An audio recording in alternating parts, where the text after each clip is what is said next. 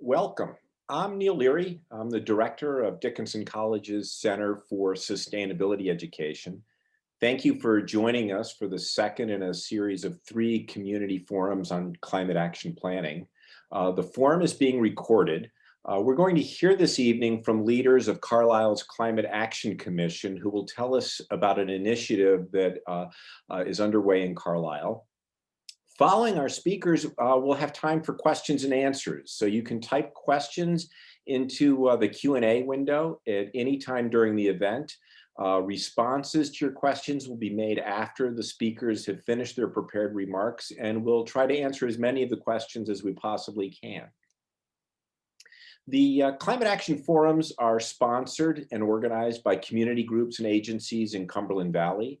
They include the Cumberland Conservation Collaborative, the South Mountain Partnership, the Cumberland County Planning Department, Shippensburg University's Center for Land Use and Sustainability, Dickinson College's Center for Sustainability Education, the Yellow Breeches Watershed Association, and the Borough of Carlisle. Climate change is happening. It's impacting our health, safety, farms, forests, water resources, and more. It's growing in severity, and it poses grave risks to our future. We can, with concerted action, constrain climate change and reduce the risks and protect those who are most vulnerable to harm. While we recognize that actions are needed at national and international levels, it's also true that local governments and communities have critical roles to play as well. And that's the focus of our community climate change forums, local action. We want to encourage local actions that are effective at reducing climate change risks, while also advancing equity in our communities, creating and supporting good jobs, and enabling a robust regional economy that will meet all of our needs. Through the forums, we hope to achieve three goals. First is to inform communities of central Pennsylvania about climate change action that is already happening in our area. Second is to motivate community organizations, local institutions, businesses, residents to join in efforts that are getting underway in Carlisle, in Cumberland County, and elsewhere. We need your active participation and support. We need you to be champions for local climate action.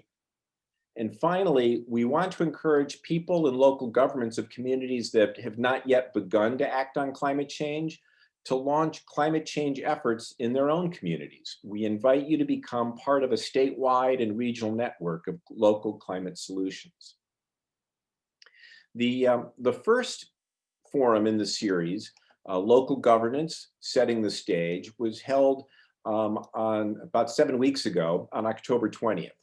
We learned in that forum about Pennsylvania's climate action plan, some of the actions that communities can take, Cumberland County's commitment to act on climate change, and support that is available from the State Department of Environmental Protection to assist local governments in taking action. For tonight's forum, the second in the series, Municipal Rules, where real action happens, we will delve into the details of how local governments and citizens are taking action on climate change, drawing on Carlisle's initiative as an example. The third and final forum of the series, Schools, where Ideas Take Root, is planned for February 2nd and will address ways that schools from kindergarten through high school, colleges, and universities are raising climate literacy of their students, demonstrating effective solutions, and assisting their communities in transitioning to be low carbon and climate resilient. Our first speaker for tonight is Joel Hicks, who will give an overview of Carlisle's climate action planning efforts. Joel, a member of the Carlisle Borough Council, was elected to the council in 2019 and was recently appointed as chair of Carlisle's Climate Action Commission. He's an adjunct professor at George Mason University's Schar School of Policy and Government, where he received his PhD in public policy. Joel writes about demand-side management of energy, focusing on energy efficiency, behavioral economics, and public sector governance. He's a former US naval officer who served in the nuclear submarine community and retired as a commander after a 20-year career. Please join me in welcoming Joel. Thank you, Neil. Good evening, everyone, and welcome this evening to this second seminar. And as Neil said, I'm Joel Hicks, the chair of Carlisle Borough's Climate Action Commission. And really, I had three goals for tonight in this forum is really to inform the public how Carlisle Borough evolved its climate action process, climate action planning process, and to highlight the specific activities which we formulated as teams in the planning function. And each of the team leads will provide an overview of their respective approaches. And most importantly, to encourage other municipalities to connect with partners in this process. And we'll show you some of those that we brought in so far into the process. I want to emphasize we're still relatively early in the development of our climate action plan, less than 2 months into a 12-month process. However, we've invested considerable time in making sure we have clear functions and responsibilities before moving forward too quickly. We're collecting a lot of information and documenting it as we move forward. I like to say Dwight Eisenhower, when he was reflecting as a theater commander, he said, "Plans are worthless, but planning is everything." And for us, that means that we desire to create a plan that clearly shows our work and our decision-making process.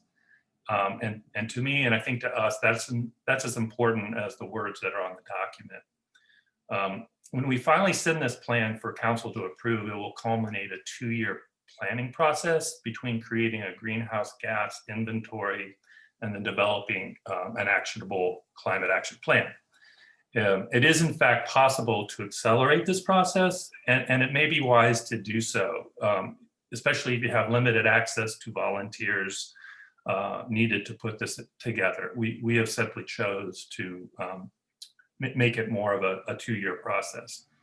We're taking advantage of the fact that we have volunteers who are willing and capable of committing this length of period of time to putting together what we think is a more enduring plan.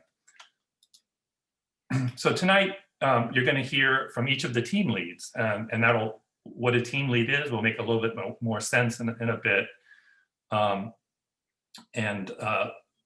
First, before I turn it over to the team leads, I'd like to kind of educate everyone on how we got to where we're at.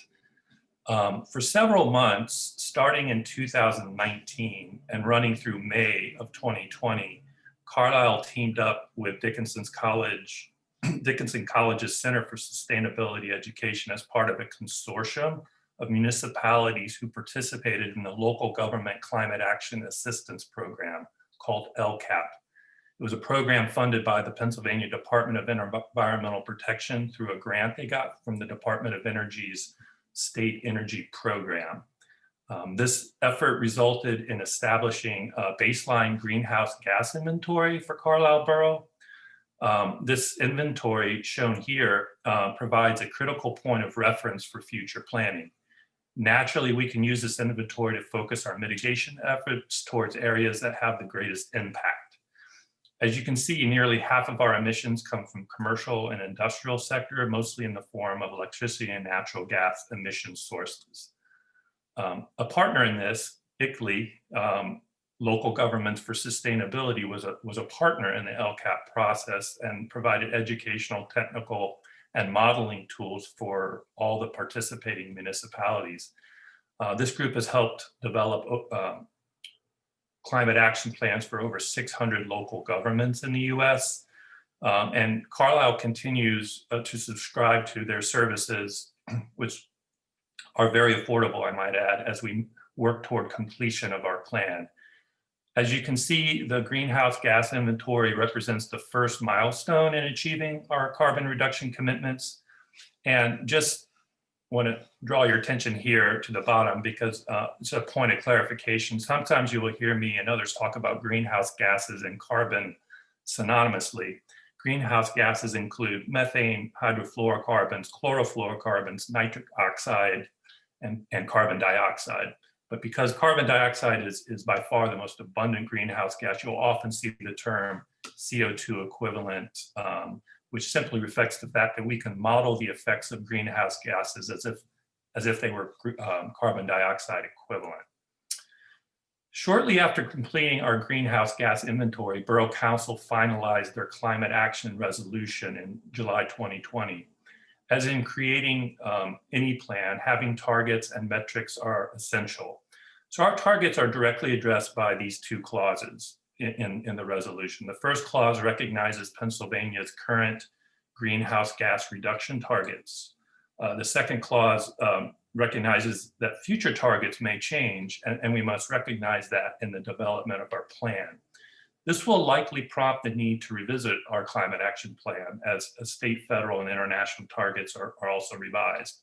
Accordingly, I've asked our team leads to consider planning for a pathway for carbon neutrality no later than 2050 in anticipation of a more stringent government commitment. The resolution further called for the formation of a climate action commission, acting as a select or special committee. This structure was developed based on consultation between Borough Council and staff. The executive committee is the voting membership of the Climate Action Commission and incorporates each of the 14 leads, all of whom are speaking tonight. It also consists of a Borough Council rep. In our case, it's Deputy Mayor Sean Schultz, a Borough Manager rep, in our case, the Borough Manager, Susan Armstrong, and a resident at large that we will soon be filling. The pathways for reaching Carlisle's climate action goals will be reflected in its climate action plan, which the commission directed the Climate Action Commission to approve, to move forward to council within 12 months. So this puts the mission in the October 2021 month for approval. And once we do that, we will then have completed milestone 3 in our commitment to reduce greenhouse gas emissions. Lastly, in order to ensure the public has an active part in the creation of our climate action plan, a community engagement team ensures that the community's substantive values are explicitly included in the plan's recommendations. Also, public monthly meetings of the executive committee held on the first Thursday of the month are also an opportunity for the public to comment on the commission's recommendations. This is just a snapshot of some of the partnerships, some of the non-voting members that are part of our executive commission, and some of the interactions between the 4 teams that we'll get a little bit more into detail later. I'd like to highlight the fact that our success really is only going to go as far as the stakeholders that we have as part of the commission. I'm happy to announce that PPL and UGI, our 2 primary utility providers, have provided a permanent liaison for our Climate Action Commission, and that's going to be critical for us moving forward. So what is a climate action plan? And it's really intended to create a framework that documents, coordinates, measures, and adapts efforts moving forward. It describes how each action will be implemented via a timeline, via financing options, and assignments of responsibilities. The Climate Action Plan creates a clear course of action to achieve climate and sustainability goals and drives local commitment toward a clear and measurable outcome. One thing you'll notice once you've read a few dozen climate action plans is there's no standardized approach. And I don't want to imply that Carlisle's climate action plan should necessarily be the model for other municipalities.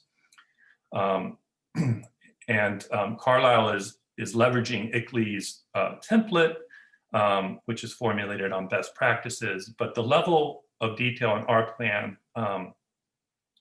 will take advantage of the expertise and the volunteers we have able to commit to it, which I'm happy to say has been pretty substantial. So far, we've had over 35 volunteers with a wide range of backgrounds agreeing to commit to this effort, and who, after completing a survey, allowed us to match them to the best team to fit their preferences.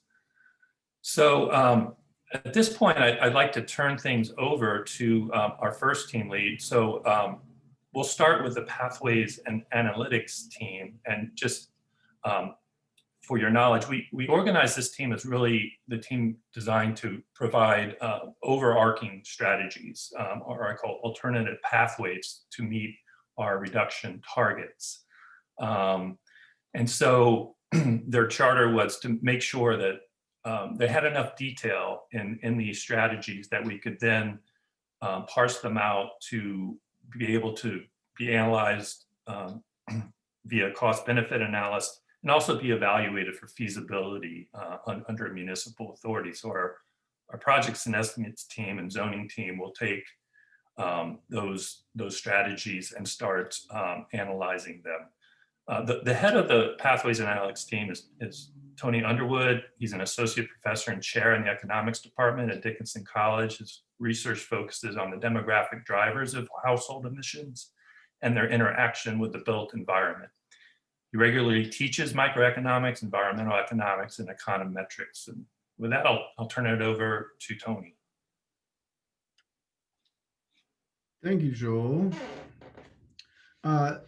So to start, I think I want to highlight one thing that Joel said kind of before getting into thinking about the way we have approached planning on the Pathways and Analytics team. And I think is just reinforcing the notion of the first two steps here in terms of the commitment to climate action in Carlisle Borough. One, completing the inventory and setting the targets. And so one of the first things we did before even getting to thinking in terms of both sectors and strategies, as I'll highlight here in a second, is really understanding the inventory. Where are emissions coming from in the borough? Where are the biggest opportunities for emissions reductions?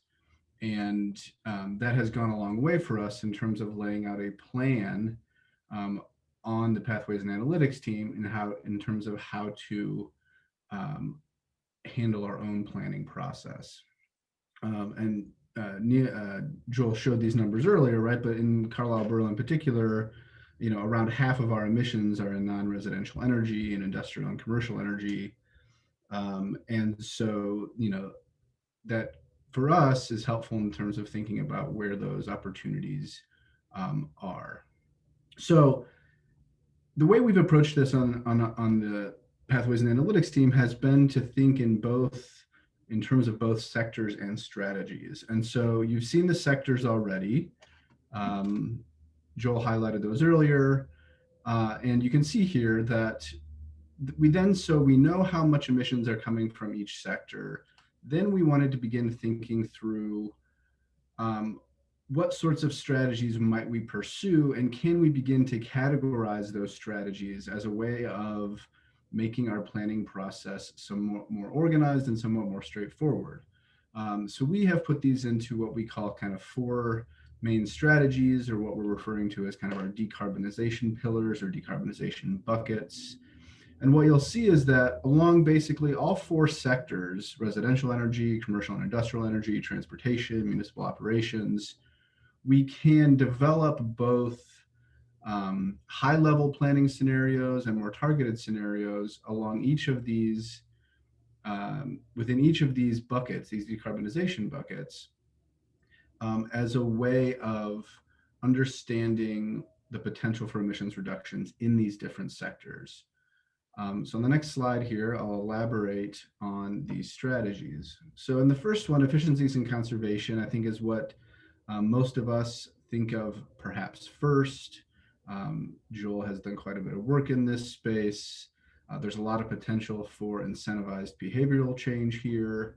And this is where you see things like higher efficiency in buildings and industry, higher efficiency vehicles, and including reduced demand for transportation services, switching to electric heating and cooling and water heating in buildings, a rapid ramp up of electric and fuel cell vehicles. In fuel switching, right, which is maybe a less common term for some of us, right, really just means, can we switch some behaviors where we're currently using, in particular, say, liquid fuels, and switch them to perhaps electricity, right? So greater reliance on electricity for heating and cooling and water heating in buildings, or an increase in zero and near zero emissions vehicles. Thirdly, decarbonizing electricity is exactly what it sounds right? And in particular, where the biggest potential for emissions reductions in terms of decarbonizing the electricity grid is in reducing our reliance on coal for electricity generation, as well as expanding the renewable portfolio of wind and solar and other potential non-carbon sources. And finally, decarbonizing fuels, which is arguably one of the trickier decarbonization pillars. This is where you'd have things like switching to biofuels when liquid transportation fuel is necessary, or converting what existing sources that are using natural gas into some form of biogas. So once you have done this, you've thought through your sectors, where are your emissions coming from, and you've thought through the types of decarbonization pillars you can pursue. Then you have to begin thinking about how do you take all of these moving parts and turn them into a climate action plan, and begin thinking about the degree to which that would impact the community through our work with the community engagement team. How can we pass them off to the projects and estimates team and the zoning team in terms of their feasibility? And so to do that, and this is in part driven by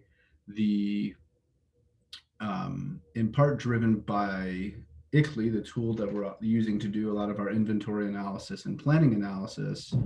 Some of these what we call kind of high-level planning strategies and more targeted strategies are kind of built into this system in some ways. And so here I've given you some examples of the types of things you can model in commercial energy.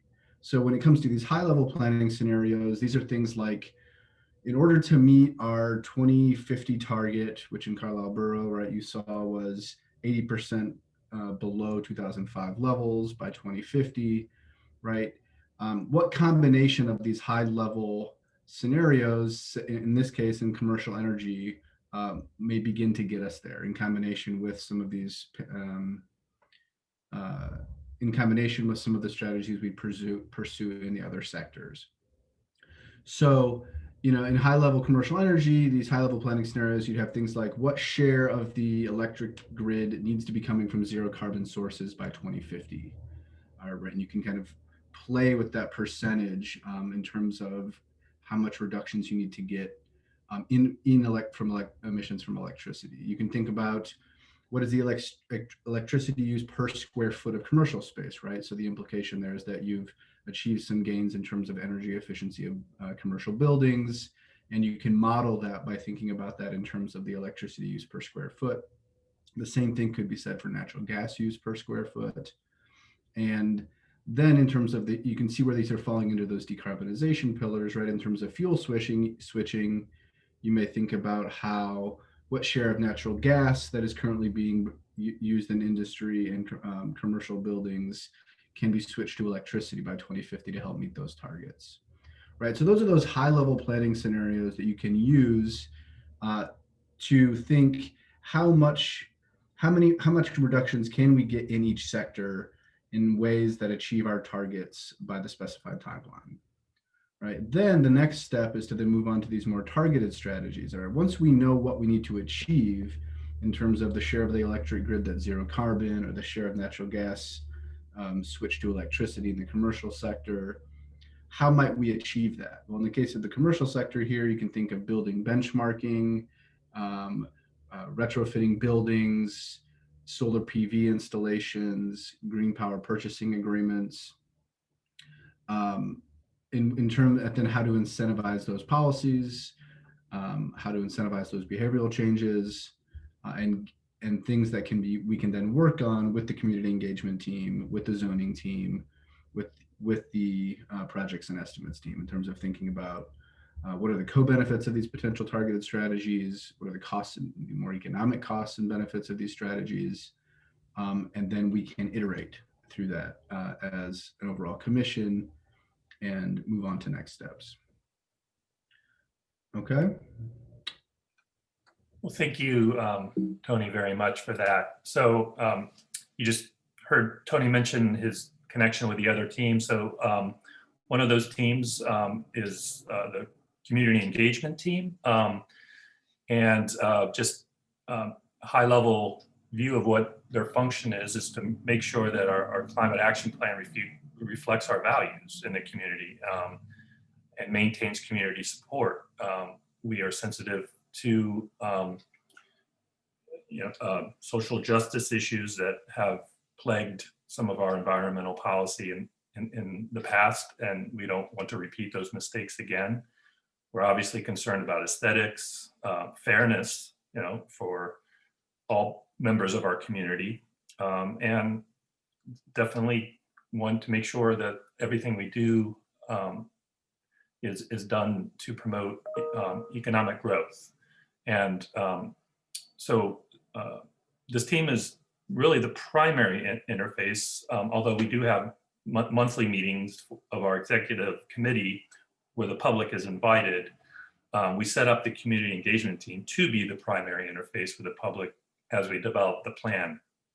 And they're going to work with all other teams, but really closely with the projects and estimates team to make sure the values of our community are reflected as we do the cost benefit analysis. And the leader of this team, Sara Markowitz, who will be talking next, she's currently works as the program coordinator at the Clark Forum for Contemporary Issues at Dickinson College. In addition to leading this team, she serves as a board member of the Carlisle Tool Library. She's a Dickinson alum, and in 2017 received her Master of Arts in Global Environmental Policy from American University. And with that, I'm happy to welcome Sara. Thank you so much, Joel. And thank you so much to everyone who helped organize this event and also to everyone who's watching this evening. So Joel already highlighted what the community engagement team has been charged with. So of course, ensuring that the final climate action plan reflects our community values and also maintains community support. We envision this by, throughout the development of the climate action plan, we will seek input from the community and also ensure that the final plan is considerate, again, of issues surrounding racial and socioeconomic equity, fairness, aesthetics, and economic development. So that means that our work will be ongoing and will likely be changing throughout the process in terms of what we're communicating to the public and also what information we're trying to get from the public and to get out to the public.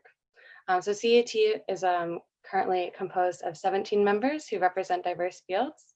We're very lucky to have experts in fields including physics, environmental science, law and conflict, mediation, education, and the arts as well. We're also open to having new members join our team too, especially as we continue to work with the community. One of our biggest goals that we've already talked about as a group is to try to find creative win-win-win plans. That was coined by one of our members, who I believe might be on this call this evening. Projects and policies to benefit all stakeholders in the Carlisle community. So if you could go to the next slide, please. Thanks so much. So so we've met twice so far. We'll be having our third meeting this week, actually this Thursday. Most of our initial meetings have been talking about developing our community engagement strategy, and also, again, those essential questions of what information do we need to get from the public and what information do we need to get out to the public. Luckily, the path to having an engagement strategy was already paved for us slightly. We had some really great recommendations from Kendra Beaver. She is a Dickinson alum now. She just graduated in May. But this past May, she completed her thesis, which was on climate action in Carlisle and recommendations for community engagement. So Kendra had weaved in a lot of information, a lot from the ICLEI, a lot from other towns and boroughs in Pennsylvania and New York, around the country as well. And that's been really helpful to us. So the ICLEI an organization for local governments for sustainability. I believe Joel mentioned them earlier. They list these first 5 steps. Right now, we're kind of working through these 5. So the first, developing consensus towards a roadmap for local climate protection. That part is going to be a little bit difficult, I think. But I think having also a good idea of having that inventory already done for what the greenhouse gas emissions are in Carlisle has been really helpful too. So again, thank you to Dickinson College and Neil Leary and the Center for Sustainability Education for helping us to get that work started. Of course, as I mentioned earlier, step 2, generating creative approaches to address complex problems, which we anticipate working very closely with all of the teams, but especially with the Pathways and Analytics team. Build transparency and community trust in the government processes. Of course, we're going to do that as best we can. Through inviting people to come to our meetings. We've created a Facebook page. I'm still working on getting us on Instagram, but hopefully we'll be there soon. And I've started to share information through that Facebook page, and it's been kind of interesting to see the public reacting, especially on social media. And I know that's not always the most pure form of surveying the public. So we will be working on, well, actually we are working on right now online surveys, and I'll go into that a little bit later. And then, yeah, the last 2, demonstrating leadership in climate protection and sustainability. Go into that a little bit later as well. But most of our members are very excited about energy efficiency, especially, again, one of our members who is a professor at Dickinson in the physics department, absolutely is committed to saving everybody in the Carlisle Borough $100 on their energy bills. And we'll be making that video. He has a video presentation. I think we'll try to make that public soon. And then allowing the public to take ownership of plan strategies, which I think we'll be discussing a little bit more in our upcoming meetings. And you can go to the next slide, please. So of course, with the global pandemic, our engagement is 100% online and virtual, at least for now.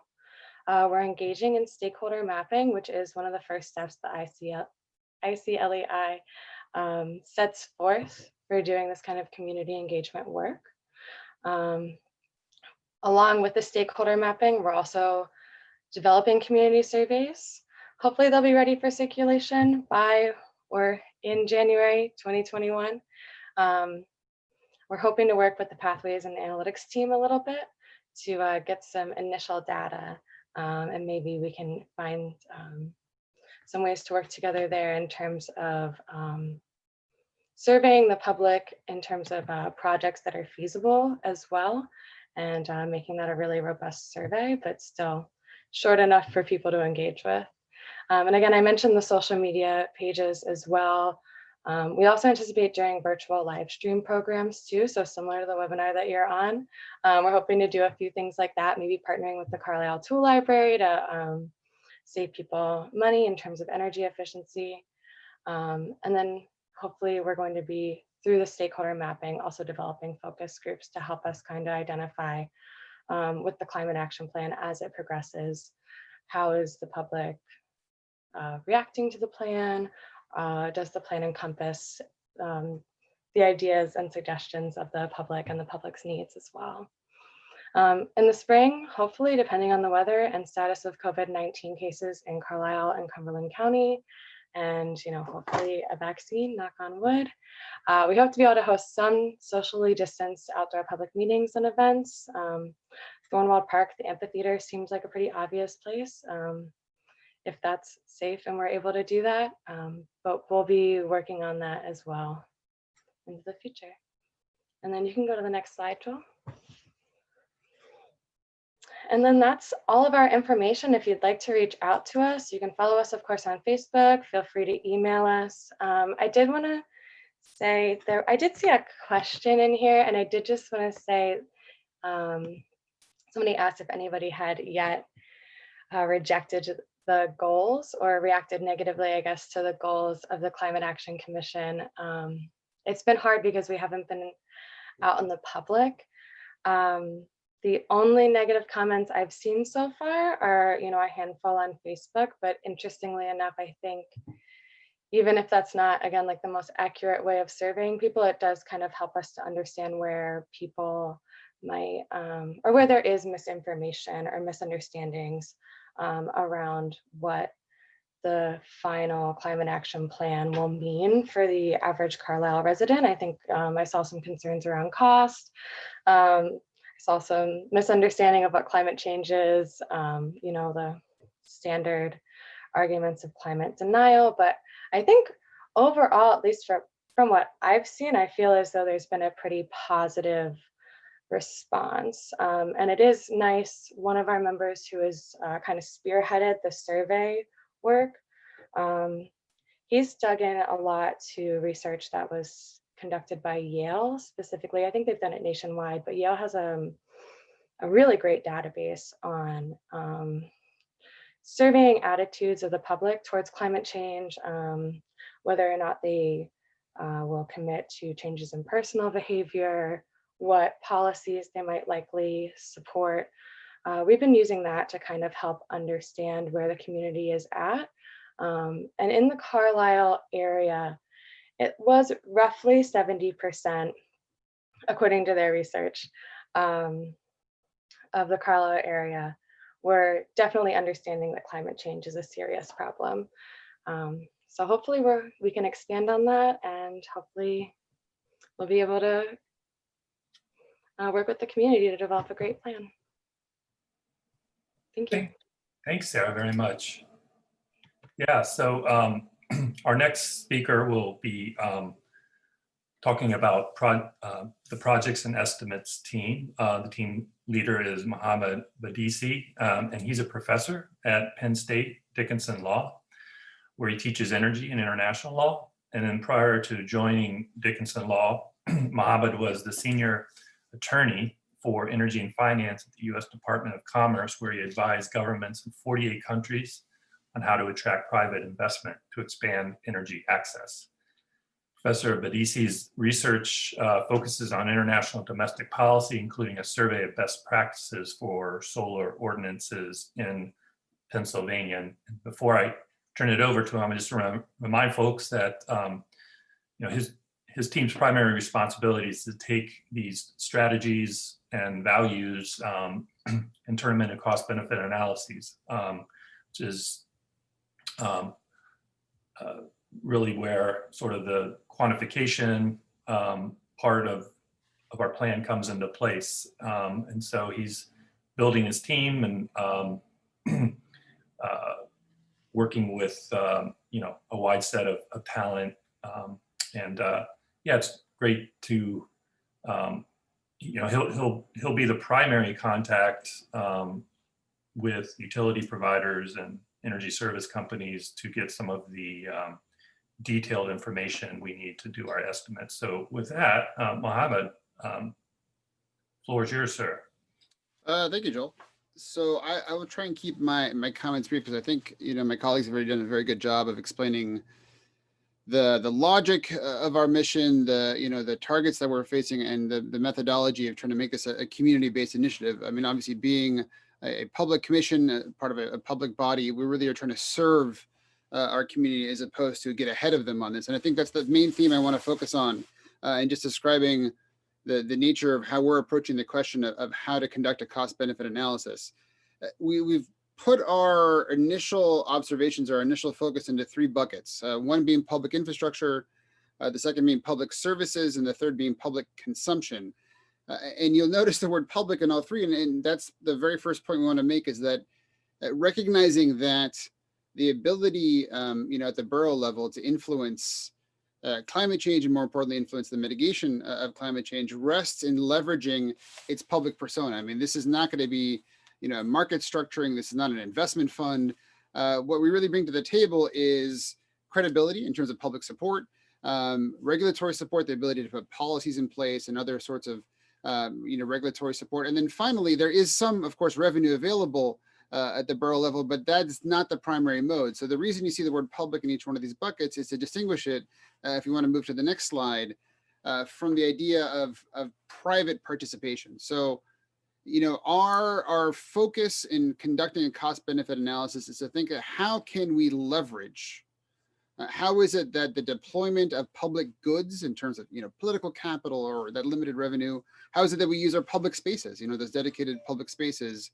Maybe how is it that we deploy policy as a way to support the pathways that Tony described, or to sort of enact the community will, that Sara is trying to identify through her work. So that's the first part of our math, is figuring out what is it that we actually have to deploy? What are our resources to bring to bear and making some of these changes real? And the other point to make there is that we recognize in making that estimation and in doing this analysis that we have to acknowledge that perhaps most of, or if not a significant portion of the action, will happen entirely outside the public space. That a lot of the action in climate action is private action.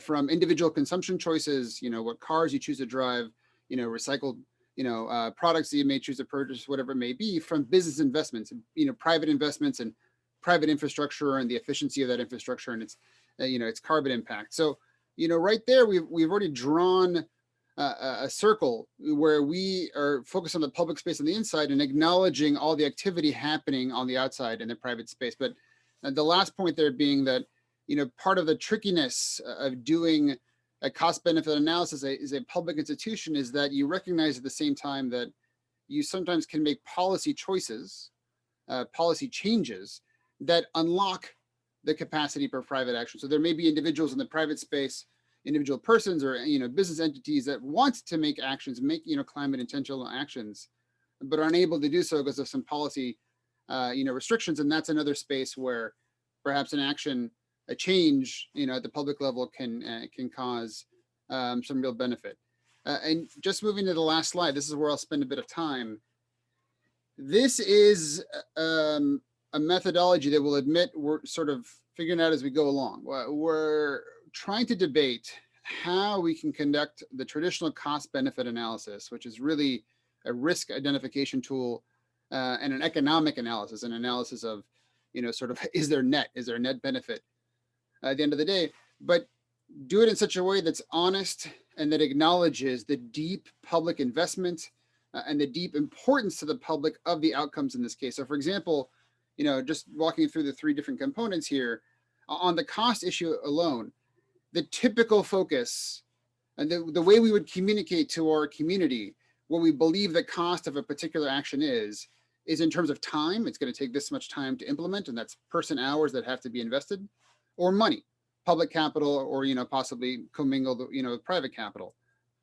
That's the traditional approach, but in a climate context, the urgency is the most important element of cost. The fact that something has to be done, otherwise we face all these terrible consequences. So one thing we're trying to focus on in communicating the notion of cost is explaining, well, here's the cost of this individual action, but also the cost of alternatives. If you were to go this other path, take this other choice, you would perhaps have a higher cost, and perhaps it would take more time. And so a lot of what we're going to have to do is not just determining the particular cost of a project, but determine the cost of alternative projects, place that in a spectrum, and therefore communicate to the decision makers and to the public why a particular choice or a particular project is the most cost effective in a particular case, one compared to the alternative. So that right there, we've already recognized is going to be a little bit more work than we had expected. Second of all, on the benefit side, and I think Sara did a really good job of explaining how they're trying to tap into some of these opinions, some of these concerns in the public space, because again, a pure economic approach to benefit would just look at what are we making out of this, either in terms of avoided costs, we don't have to pay for some sort of resiliency or remediation of, say, like stormwater drainage because of greater weather events.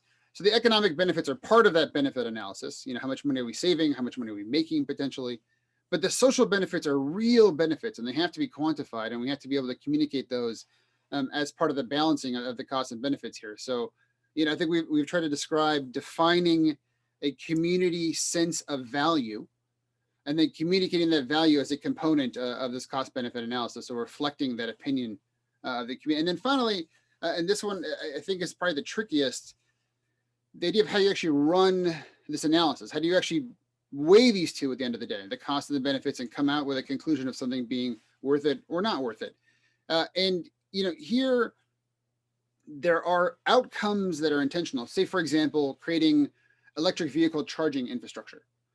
There are multiple ways to achieve that. It could be one central facility. It could be replacing parking meters, every third parking meter with, with a charging station. It could be, giving a tax credit and only private institutions install them.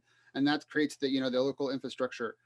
We realize that with some of these, quote unquote projects and some of these policy choices, whether it's infrastructure or, a regulatory change or offering some sort of service to the community, there are multiple implementation options. There are multiple ways to get there at the end of the day. And that makes it a bit difficult.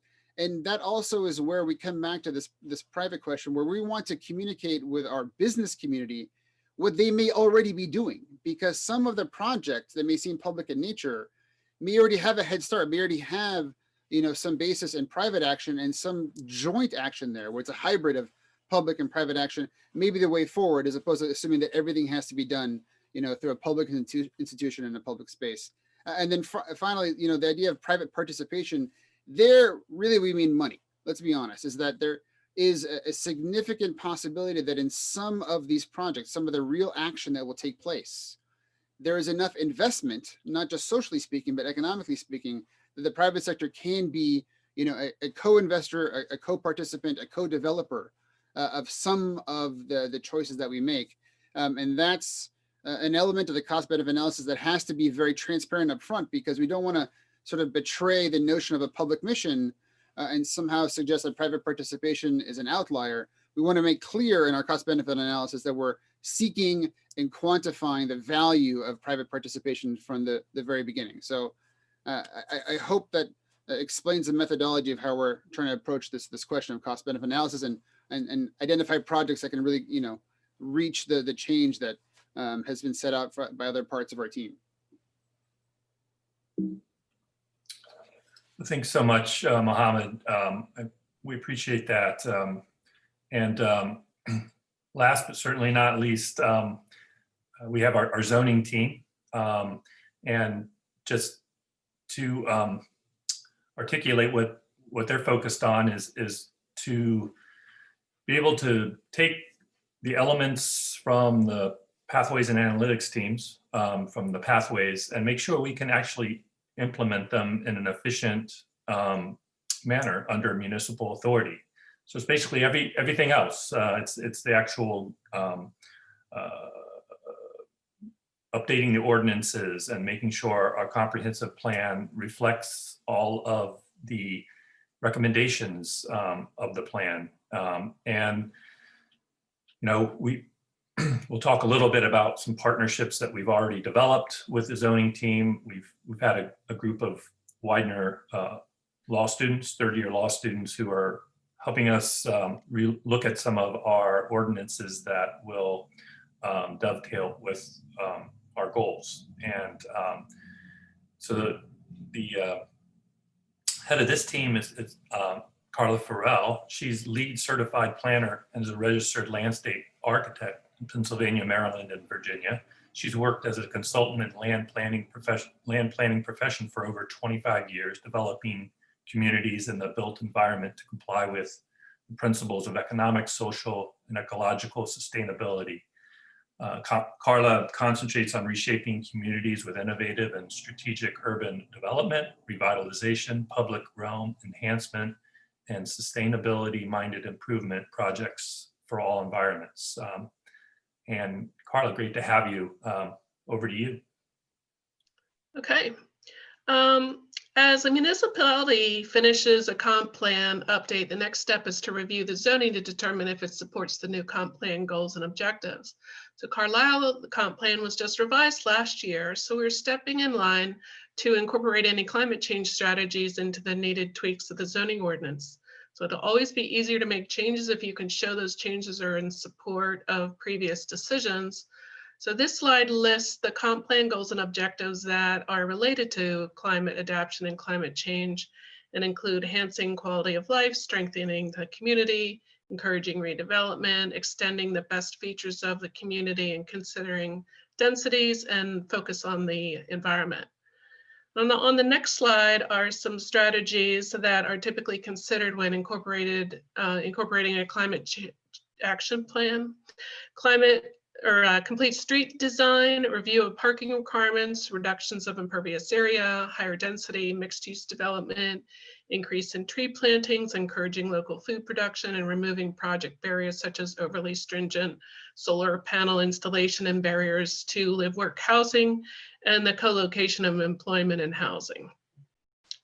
At the next slide, we just want to concentrate a little bit on the creation of more complete and walkable communities. So a reduction in barriers on form and use and service of this is key to curbing our carbon emissions, and this cannot be understated. And complete streets generate healthier residents too. The PA health reports repeatedly summarize policies to prevent obesity, which includes creating streets that are safe, comfortable, and convenient for travel by automobile, foot, bicycle, transit, regardless of age and ability. And on the next slide, we talk a little bit about the fact that the complete street policy needs to be enforced for existing streets as well. So for example, one section of broken sidewalk might make it difficult for an older person to maneuver an entire neighborhood block, and a person with a slight disability may not be, take to risk of tripping and falling. So several of these challenges be enough to dissuade someone from walking or taking short trips through the neighborhood, which in turn minimizes the opportunity to incorporate exercise into their daily routine. And the next slide, we just show some examples of prioritizing. So in the left slide, we have, what may be an acceptable priority for pedestrians. And in the right slide, one that's not so acceptable because it prioritizes the driveway over the pedestrians. In the next slide, we talk a little bit about reviewing parking and single vehicle use, and that we might be able to consider more equitable socioeconomic diversity by providing electric cars that are available for persons who may not have a car or just occasionally need a car. The next slide, we want to look at, beyond the limits of the individual properties. So we talk about shared parking. A church might use 95% of its parking lot for 2 hours on a Sunday, but virtually sits empty the rest of the week. So maybe there's opportunity there for that, an office building or a restaurant to share that great adjacent use, maybe even pay a fee for maintenance costs, which will help support the church income as well. So we want to look around the sites and see what constitutes a 5-minute walk and see if there's opportunities for shared parking. In the next slide, we show some old concepts that are oldies but goodies. So we have the ribbon driveways, so there's less impervious surface. We're not doing driveway sealing. There's disconnectivity of runoff, so you have more opportunity for infiltration. And less to shovel, less opportunity to ice up, less construction costs, which saves everybody. In the next slide, we talk about making efficient use of existing infrastructure by infilling, so we can save on utility costs because the utility costs are already there. And a lot of times we can actually reduce the amount of impervious area in a previously developed lot, which helps to meet the Carlisle's MS4 requirements. And towns with facilities that are reasonable to lease or buy have an employment base and attract and maintain area businesses, reduce unemployment, and obviously that helps people have more money to purchase goods and services. So win all the way around. In the next slide, we talk a little bit about maybe looking at the zoning and providing some flexibility there. So, the combined households and transportation energy consumption of an energy efficient green suburban home is still 10% higher than that of a comparable size home in a mixed use urban neighborhood, 20% higher than that of an urban green home, and 30% higher than that of a multifamily urban green home. So it's not just about making buildings green, it's about making complete communities. So, I'm thinking in this picture that there might be opportunities to allow for some senior apartments or caregiver apartments. So when these homes become difficult to maintain and older adults can't downsize, or they want to, allow their adult children to live in their house, there's some zoning in a single family residential area that would not allow you to have basically two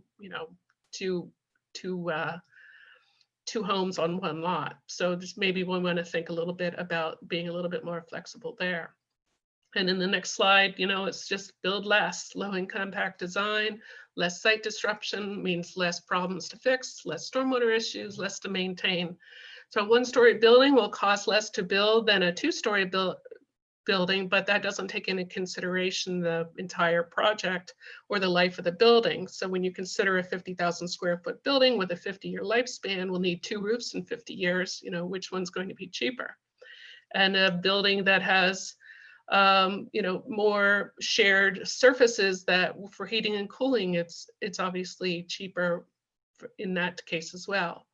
And then the next slide, we talk about avoiding concentrated point sources of runoff. We're able to distribute rainwater around the site in rain gardens and grading pockets. That maximizes the potential for infiltration and minimizes erosion and flooding by not concentrating large flows in one area. So in this picture, the planting islands are depressed with flush concrete curb edging rather than the mounded landscaping. So the water from the parking lot is directed into a swale in the landscape area, which, you know, helps to encourage infiltration. So stormwater is a resource and not a waste product. And the next slide, we just taking a quick look at the canopy cover and the land cover in Carlisle Borough, just to give us an idea of, you know, maybe some of the things that we can do to reduce the imperviousness and green up the city. In the next picture, we talk a little bit about increasing canopy and how trees absorb the first 30% of precipitation through their leaf system, allowing for evaporation back into the atmosphere. Another percentage is absorbed into the ground and taken up and held by the root structures. You know, trees also absorb pollutants and tailpipe emissions. They lower urban air temperatures, which can reduce energy bills. You know, they convert streets and parking and walls into more aesthetically pleasing environments. And, you know, they can also affect people's health and how they feel. There's been studies to show that trees have a calming and healing effect on persons with ADHD, and that also can reduce blood pressure and improve overall emotional and psychological health.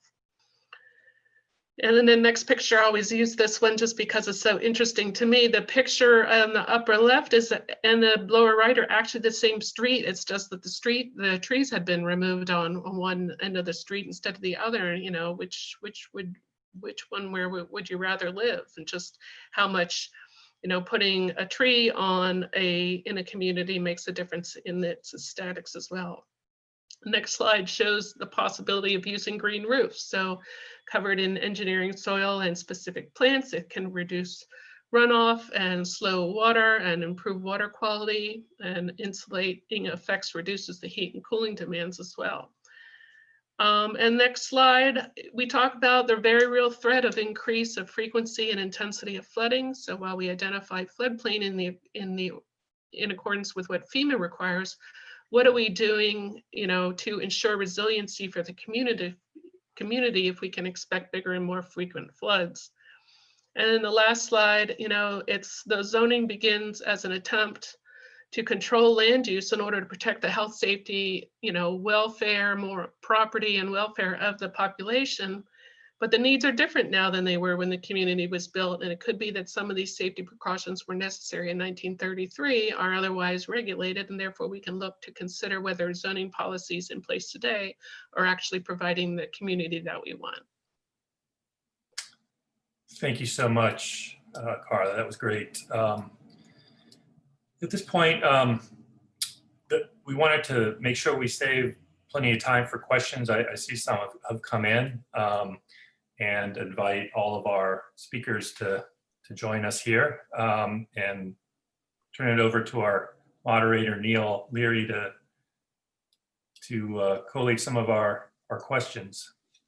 Okay, thank you. Yes, we've got some really thoughtful, insightful questions that have come in, that people have been typing in.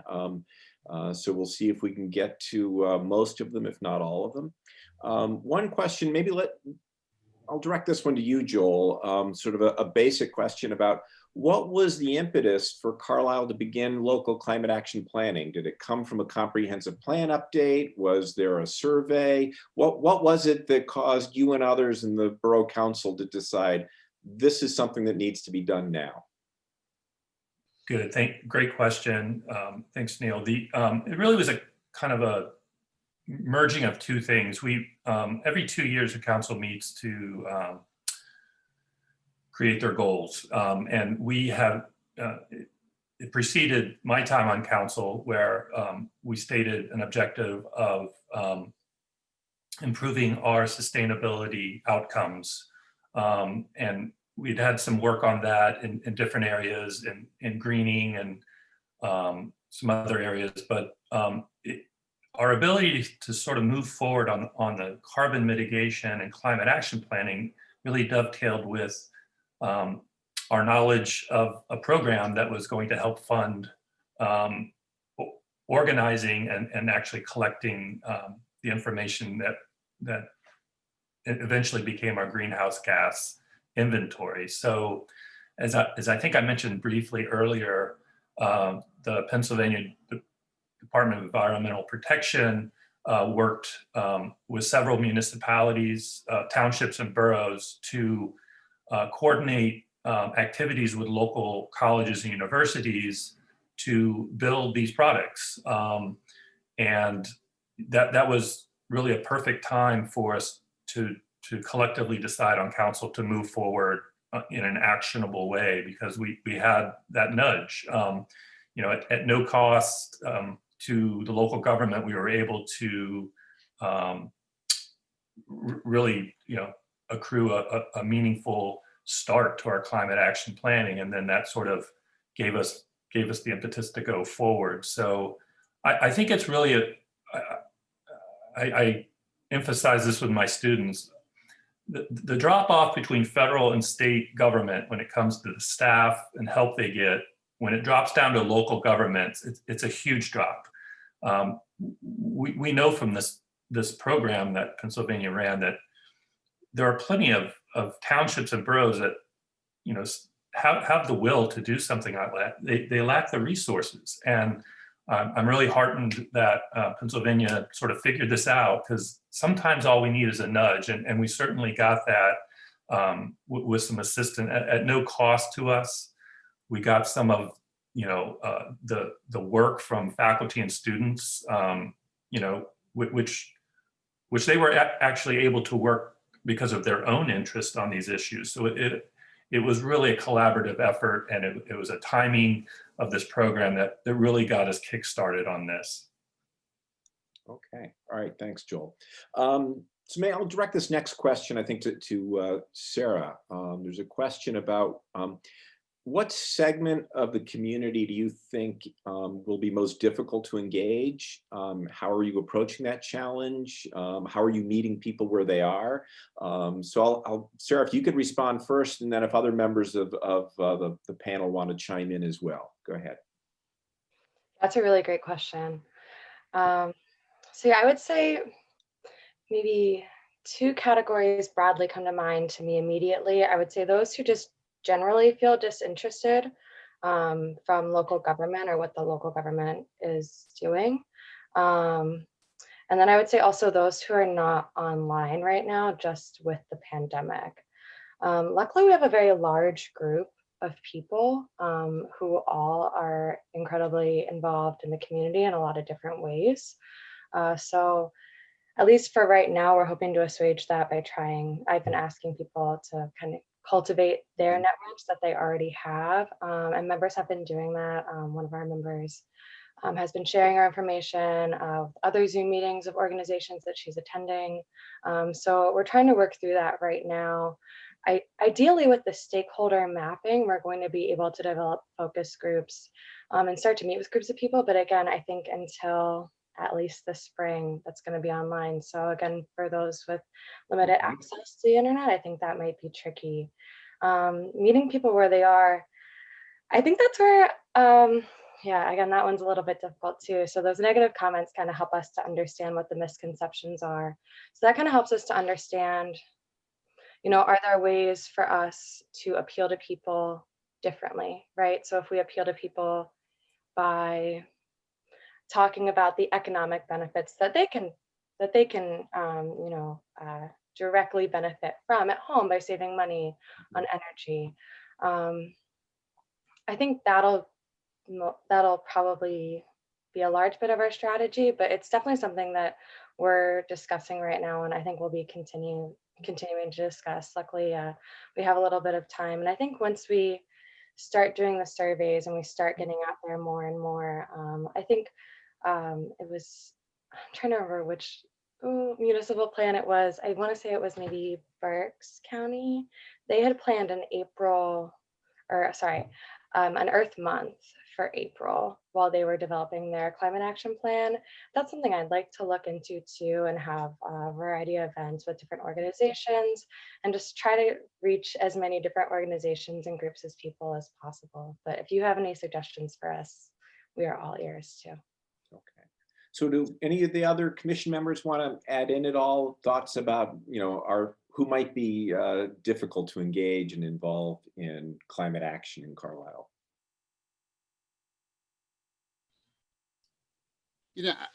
Oh, Tony, please. Go ahead, Mohammed. I was just I was actually gonna add to the question, so I'm being unhelpful here. But I guess I suppose, and Sarah, maybe this is a kind of piling on the question back to you in some ways. So maybe it's not the right thing, but I guess I think I suspect there's going to be many folks in the borough who we don't, for whatever reason, engage with meaningfully over the next 10 months, as hard as we're trying to, but then really don't like the final climate action plan that they ultimately see. And so anyway, I was beginning to think about it in terms of this question: what can we do now, and what can we build into our process to avoid that sort of pushback from the community? And so I don't know, Mohammed, what were you going to say? Well, no, I mean, I think maybe it adds to that, which is that I think one of the constituencies in my work generally, when it comes to I do a lot of work in energy sector reform, is those who tend to bear more of the costs and get less of the benefits. I mean, businesses tend to fall into that category where they may perceive that they're being curtailed in terms of particular choices they can make, supplies they have to use. I mean, take for example straws. I mean, just to pick a simple one. Whether you're allowed to serve straws to your customers. And I think one of the most inaccessible portions of any community are small businesses, which may not feel that they have the platform to have a voice, but may feel particularly burdened by a choice. And I think if anything, that's exactly the kind of constituency that's going to be necessary for a realistic plan, especially in a community as tight-knit as Carlisle is. I think that's one very important voice. Another group that is going to be a challenge to involve in any serious way, and Carlisle runs into this on lots of issues, which is, there are a number of sort of national brand companies that have footprints in Carlisle, and they tend not to engage with the borough, with the residents on things, big box stores, national chains, and that'll be something for us to think about as to how we might engage them in a productive way to participate. One example would be like Kohl's, which as a national company, they've got a very strong sustainability plan. And if you walk through the store and if you listen to the announcements, they're talking about, you're in a LEED certified building, and they're doing what they can to reduce greenhouse gas emissions. Can we get them to actually talk with us about how they can participate in what we do in Carlisle, as opposed to just tell us what are they doing nationally? So that would be something to think about as well. We've had a couple of questions. One Go thing, ahead, Joe. We had a conversation yesterday on Scott Lamar's Smart Talk, but we had Katie House, who was talking about, as part of her conservatory and conservation work, that there are a lot of Pennsylvanians who don't necessarily like seeing solar farms on open land, but I think there's just plenty of opportunities for us to reach out to places like the warehouses. A lot of solar installers have found that the tops of warehouses are actually perfect for adding installation. And if we think a couple steps forward and look at the evolution of technology, we're going to start seeing,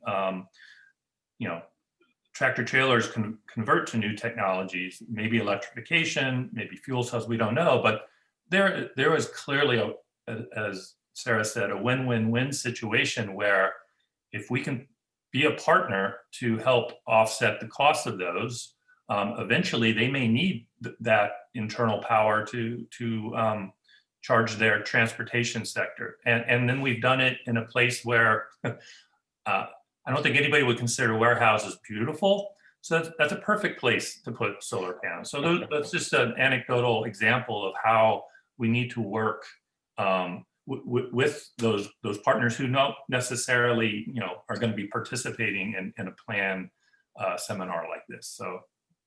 Okay. We've had at least a couple questions that address issues of equity. Where does the burden of, to the extent that there are costs, where does that burden fall? Environmental justice issues. Maybe could we hear a little bit about, maybe first from Mohammed, about, are you thinking about, as you do a cost benefit analysis, of how those costs and benefits are distributed, and how might we be thinking about implementing the plan in a way that tries to make sure that we pay attention to putting less burden on those who are least able to bear it, try and make it so that the benefits fall on those who most need it? I think it's a great question, and it's an essential one. I mean, we've tried to approach this, and again, I have to be very honest, we're at the very beginning of trying to define, a formula, if you will, here for that makes sense. But we've tried to approach the question of cost as focusing more on who's bearing it than what the actual nature of the cost is, which is to say, for example, let's say, a shift towards renewable energy. That's a goal, but who's actually going to pay for that energy itself? I mean, those households which can afford to self-generate, put panels on their roof, they've taken themselves out of the marketplace. So who continues to pay the regulated retail tariff, and who actually has to suffer that a larger portion of their income goes to energy costs? So they're more exposed to the volatility of energy costs. So we're trying to incorporate in the notion of cost, identifying who's bearing that cost specifically, and then being cognizant of that. Let me give you another, very simple example. Quite a few communities that have shifted towards away from single-use plastics, towards biodegradable materials or other forms of, packaging for food. Low-income households tend to purchase more takeout food or prepared foods than higher income households. Therefore, to the extent that there's a marginal increase in those packaging costs and a marginal increase in those meals, you're actually impacting the food costs of a particular segment of a community. I think you have to be honest about that cost when you're running the cost benefit, because that way it's acknowledging that particular segments of the community may bear more of a cost than another. So I think that's the best answer we have so far, but mind you, we're open to suggestions on how we can reflect those unique costs within a community. Do Tony or Sarah want to, or Carlisle want to add anything on this? And you can pass if you want. Yeah, I think that's right. I won't add anything at this point. there's one word that I don't think we can say enough when it comes to the primary target that we're doing. Obviously, is greenhouse gas reduction. Okay, that's our charter. If we don't do that, we fail. But there are so many co-benefits to the things that are needed to reduce carbon emissions that there's not a single person in the community who's not touched by that. I mean, there have been several studies that show just the health benefits from the particularly the transportation and electricity generation sector at moving away from fossil fuels will save thousands of lives from the reduced amount of other harmful pollutants that have nothing to do with greenhouse gases. So those are the types of things that, it's hard to put a price tag on aesthetics. Carla talked about, what we all know, like we want to live in beautiful neighborhoods, and, environmental economists sometimes try to put a number to that, but it is important, and we have to balance those co-benefits with any investments that we think, make sense. So co-benefits is going to be part of our message in our document. Okay. Yeah, so there was a question also that was submitted about whether we're going to be thinking about looking at public health benefits, and that being sort of one of the key co-benefits. Do others want to add anything on this idea of public health benefits of, while the main focus is on reducing the pollutants that cause climate change, thoughts about in our particular area in Cumberland Valley, some specific ideas about how public health might be benefited as we change what kind of energy we use, how much energy we use, other measures we take.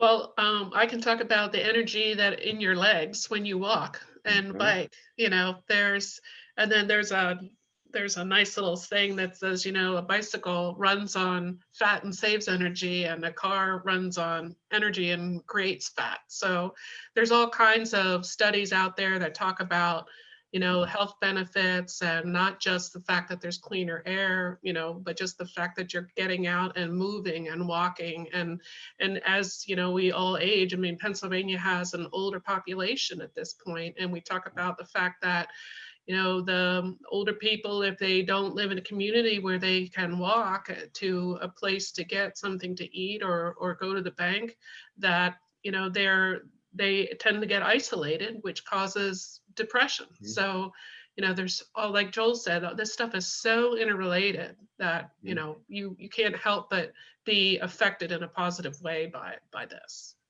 Yes, and so a lot of the options that you're talking about often are described as active transportation, rather than being, you know, passive, sitting in a car, using your legs, walking, biking to get to places, and that there are these additional co-benefits, health benefits that go with that.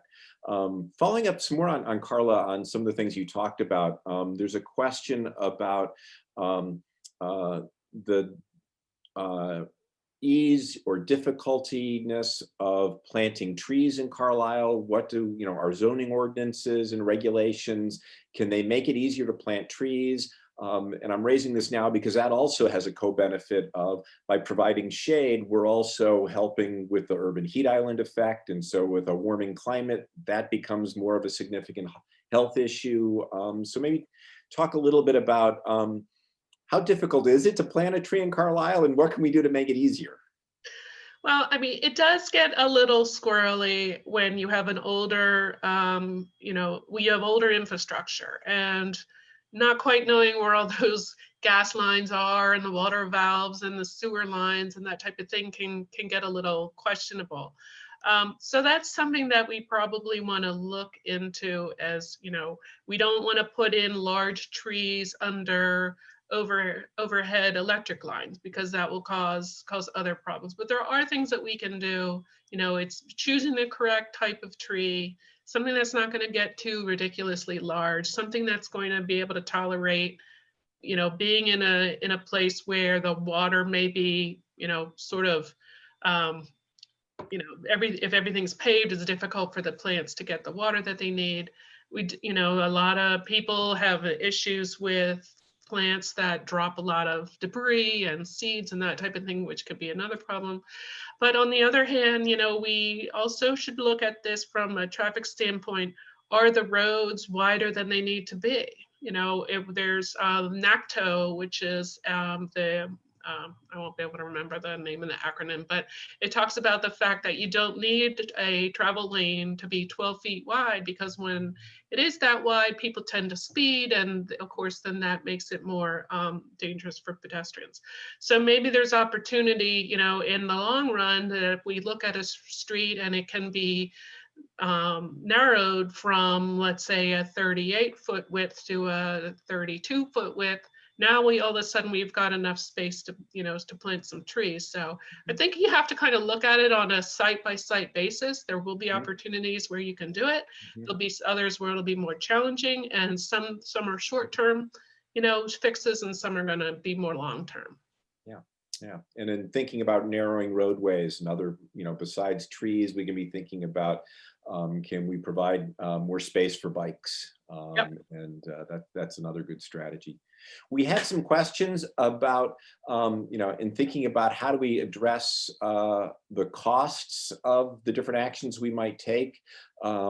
Let's not forget about there are costs to taking no action as well. Maybe let's hear a little bit about that idea of what's the cost of not acting. If Carlisle just decides, you know, hey, you know, this is somebody else's responsibility. We're not going to be doing anything to reduce our greenhouse gas emissions, our carbon emissions. What's the cost of not doing anything? Well, we have one data point. We just had the Auditor General reported out that severe weather is already costing taxpayers hundreds of millions of dollars a year. His team did an assessment in that estimated that in 2018 alone, we had at least $261 million in climate-related costs. Half of that amount, it was estimated about 125 million was in infrastructure damage statewide caused by record-breaking floods and landslides. And I mean, one thing we know for sure is that we can expect more severe weather events. We know that we're without action, that the temperature in Pennsylvania is gonna rise by 5.4 degrees Fahrenheit by 2050 if we stay as business as usual. So, you know, when we have a little bit more rainfall, but what that rainfall is actually happens with increased intensity, which puts stresses on our stormwater management. So I do know that we're trying to get a little bit more well-defined on the cost, but you know, there's no doubt that for every dollar we put into mitigation and resiliency, we're getting, I don't know if it's an order of magnitude, but it's a measurable return on our investment. Okay. Any others want to chime in on the cost of not acting? Actually, just to tie back to something you said earlier, Neil, that there is a unique opportunity in Carlisle, given that we have both present so many big box stores, but also warehouses that are associated, you know, with the retail industry. Is that it's interesting that we're entering an era because the climate costs are becoming so real. I mean, these are not estimated; they are calculated now, right? They're starting to become parts of corporate disclosures. They're becoming parts of actuarial data. We actually may benefit from the fact that a number of the entities that are in our backyard are having to run those numbers and admit them to their investors, are having to run those numbers and, you know, pay for insurance policies. And we can piggyback on some of those estimates, piggyback on some of that honesty that's coming out in the corporate space about the cost of climate change. And I'm not pretending that it's going to be overnight, but it's slowly starting to trickle out, you know, in some of those corporate disclosures, and use that to our benefit, which is to say, I think, you know, Joel's point about the public policy admissions, you know, from our government, you know, estimates from the corporate space, community-based estimates, just in terms of observational. I mean, winters are more harsh, or, you know, streets have more potholes because of, you know, rain effects. I think those together create a credible case for inaction and the cost of inaction. No one of those, I think, is going to be the source, but they all build to a pretty overwhelming notion of, you know, pending risk, the cost of that risk, and the cost of that inaction and addressing the risk. Yeah. Go ahead. Oh, I was just going to say, I mean, and I can all take credit for this, but, you know, Frank Ackerman, an economist, said this very well, right? He said that some costs are better than others, right? In other words, you know, whether we spend, say, $1 trillion to avoid climate damages today, right? Is that really comparable to suffering $1 trillion of climate damages tomorrow, right? And so the way we need to think about these avoided costs is that it may be better, and certainly better for human security and human health, if we avoid those climate damages in the future by taking action today, right? And so there is an issue of time scale here too that I won't get all into, but you know, costs are not necessarily comparable across time in that way, and that's a hard thing, I think, to transmit to the public, but an important consideration. Yeah, and climate change, that you know, when are the costs incurred is a big aspect of climate change, present costs versus future costs. And just so in case Tony scared anybody, $1 trillion in costs, that's at the scale of thinking about the United States as a nation, not Carlisle. Carlisle is not going to incur $1 trillion in costs to take action on climate. We got a question which I'll respond to very briefly about how do we figure out how much CO2 is being emitted by Carlisle and by sector. So we did that. I had some students working with me. We did estimates of greenhouse gas emissions for Carlisle. There's a tool that's provided by the organization ICLAI for calculating emissions, and I should say estimating the emissions. Okay, we've got a rough order of magnitude of estimate of what they are. It's based on data of energy use by the different sectors, how much natural gas is used, how much oil is used, how much electricity, and there are ways to use that information to apply emission factors to that data and estimate the emissions. Transportation is the one where it's the most, I would say, the least accurate. This is working with data that comes from the regional organization HATS, the Harrisburg Area Transport. I'm not sure the acronym, but anyway, they provide estimates of how many miles are driven by passenger cars, commercial vehicles, and whatnot. And from that data, we can estimate emissions that are associated with that. Let's see. I just wanted to add to that, and correct me if I'm wrong, but I think this is an important question. I think the level of confidence we have in the energy numbers are much higher than the actual numbers on greenhouse gases. And so I say that because we got the energy data directly from utility companies and the folks who do waste disposal. There are special formulas that the EPA has for converting energy to energy use generation to greenhouse gases, and that conversion gets a little less precise, but I think it's important to say that the numbers that go into the translation are actually very, very accurate and very, very precise. So yeah, I just wanted to make sure that was understood. Yeah, okay. We also have a question here about that Carlisle has the benefit of expertise from Dickinson College to do this kind of work. Can municipalities without this level of expertise realistically expect to create such a plan? I'll just sort of note that we do have Penn State School of Law also helping with this. And also at the county level. So we're doing a similar activity for Cumberland County, and Shippensburg University is working with the county planning department, as is Dickinson College. And then also, as Joel mentioned at the beginning of this, Carlisle is one of what was initially 20 municipalities across the state, and now there are 20 more that are joining this year in a program supported by the Department of Environmental Protection. In each of those cases, each municipality, each county is being paired with, matched with a college or university as an important partner in helping to do this sort of work. Yes, I would agree Carlisle does have this as a benefit, but most communities do have somewhere, if not right within their footprint, somewhere nearby, there's a higher education institution that can help with some of this work. Does anybody want to, or maybe Joel, do you have some final closing words for this session? Yeah, thanks, Neil. And thanks for all the team leads who took the time tonight to review what they're working on. I think the things I really want to convey is, I'm hoping that the way we approach this, that, municipalities who are thinking about climate action, don't think of this like we have to have these number of teams. I really want you to think about it just in terms of how you structure your thinking and your approach.